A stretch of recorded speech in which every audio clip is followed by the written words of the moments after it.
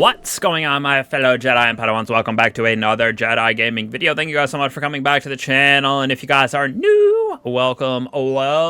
Today we're going to be covering our final rocket-assisted frame, burn-wise at least. We finally got all of the burns with this bad boy in the Lotus-Eater being Void. Then, of course, you know we got that Indebted Kindness, which is Arc. We got the Call, which is Strand. We got that Tanisha's Retribution, I think it's called, which is Stasis, and then Ambient Leap is our solar version. So this one rounds out all of our burns with Void, so let's get into the god rolls. Starting us off, we got our two origin traits on this bad boy: Stunning Recovery, as well as Vanguards Vindication. Stunning Recovery: stunning a champion refills your magazine, triggers health regeneration, and improves recovery for a short period of time. And definitely what I'm going to be using, taking this into that GMs. Anything that has a champion like that, gonna be using Stunning Recovery. And then we do got Vanguards Vindication with Final Blows grant us a small amount of health, about 10 HP every defeat that we get. So again, not a bad option, especially with some of the combos that we got in the third and fourth column. If you're looking or struggling to survive, I should say, Vanguard's Vindication might be good, but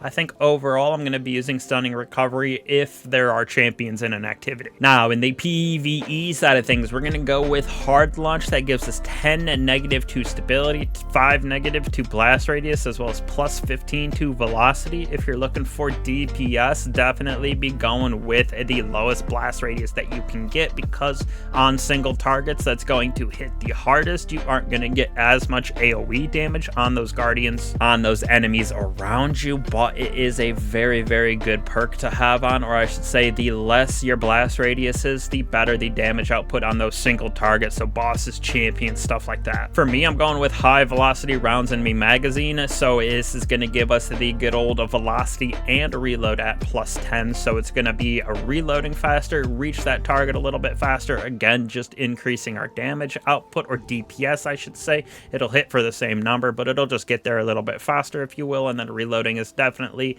on the up and up with this if you would like to reload as fast as possible. Third column, 3 different options for you. Repulsor Brace is the first one. Defeating a Void debuff targets grants you overshield, so very good with that Void synergy. Plus we do have destabilizing rounds in the 4th column, which we'll cover in a second here. Beacon rounds is another good option if you're struggling with hitting your shots with these, but that also helps having that velocity up a little bit higher, turns into a little bit more hit scan than having to lead targets, etc. So beacon rounds not too terrible in my personal opinion for the PvE realm. And last but not least, we got ourselves Reconstruction. This weapon slowly reloads itself up to double its capacity, which is pretty disgusting in my opinion, because right now with a backup mag mod on, we're going to be able to have 18 in the magazine already. So having Reconstruction on this would be pretty disgusting, but I think probably overall I'm either going to go with Reconstruction or that Repulsor Brace. Both very, very good for PvE side of this weapon. 4th column, we got really only 2 choices in my personal opinion, but I'll throw on a third one for fun. We got One for All, Destabilizing, and Withering Gaze. One for All, hitting those 3 separate targets, gives us that damage increase for a good amount of time. At 10 seconds we're getting 35% damage increase, so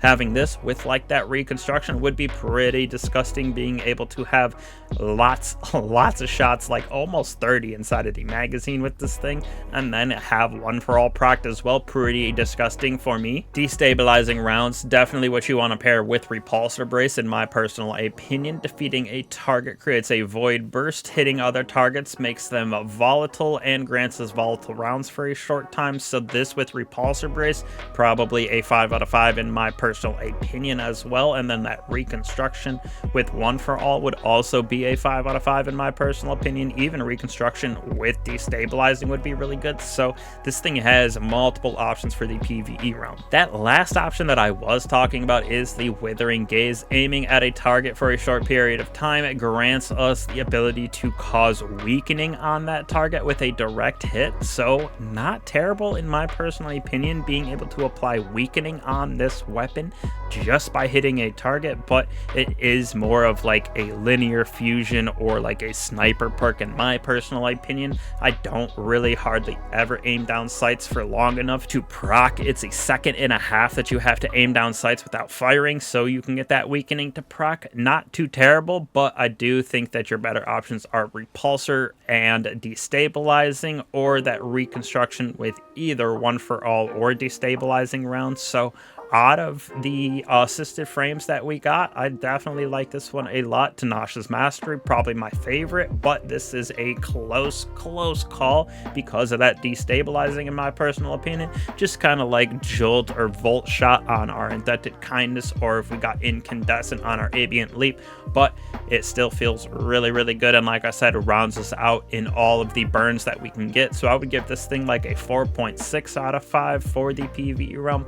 Definitely slaps really hard, so you guys should get into that double rewards for our Nightfalls. Can get the normal version by going through your normal strikes or your normal Nightfalls I should say, and then Grandmasters is going to give you your Adept version, so you'll be able to get Adept mods on that as well if you do get the Adept version of it. But I'll be doing some helps as well this weekend if you guys need some, so join that Discord and get in there and get yourself one of these bad boys. Now when we move on to PvP, I'm going to go with quick launch actually in our first column, 10 to velocity as well as plus 15 to handling. Like having handling as high as I can inside of the Crucible, definitely, especially for something like this as well. I personally go with high explosive ordnance in our magazine, plus 5 to that velocity. We do have a minus 3 to magazine, but we're really never filling up our magazine unless you are a pack rat for that special ammo. And then we do have plus 10 to blast radius, so we can hit those Guardians a little bit easier around corners, do some of that AoE damage, because Guardians definitely like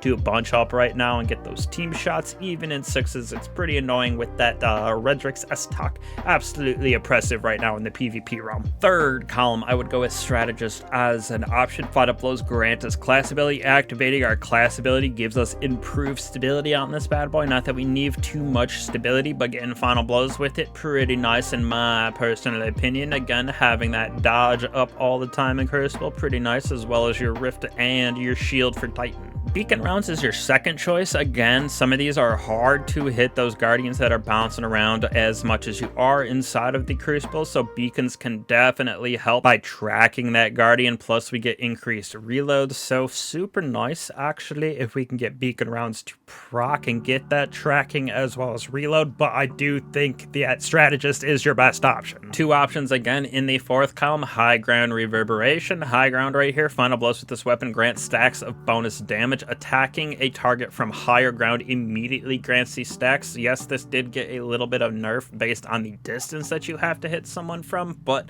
I do think it is a good perk for the PvP realm. Not too much on this weapon is feeling too good inside of the Crucible besides this and that Reverberation. Reverberation right here, Final Blows with the weapon increases size of its detonation, so we want as big of a blast radius as we can for this for the PvP realm in my personal opinion, like I said, so we can get the beautiful extra AoE damage going on those Guardians. Like I said, crouching together behind a Titan shield, standing in a rift together, stuff like that. People love to team shots, but again, nothing too crazy about the PvP realm, at least for me. Would probably throw this thing, I mean, most rocket-assisted sidearms inside of PvP don't really do well. I would rather take something else like the Keening, you know, anything else really, in my personal opinion. Drang definitely way better, but 3.5 is where I would throw this thing. Maybe a 3.6 if you are feeling it, but that's really not too crazy of a change. So overall, this thing definitely slaps way harder inside of the PvE realm. Like I said, we got finally all of our different burns for these rocket-assisted sidearms, which is so nice for the PvE realm for sure with these bad boys. But again, appreciate all you guys for coming back to the channel. Don't be afraid to like, subscribe, slap that bell if you haven't. Join up on the Discord. Like I said, we're going to be doing some GM helps to get you guys through and get you guys this Lotus-Eater for the weekend. We got ourselves double drops as well, so we are hopefully going to get some god rolls very easily for everybody. But again, appreciate all you guys. I will catch you guys in the next one. Peace.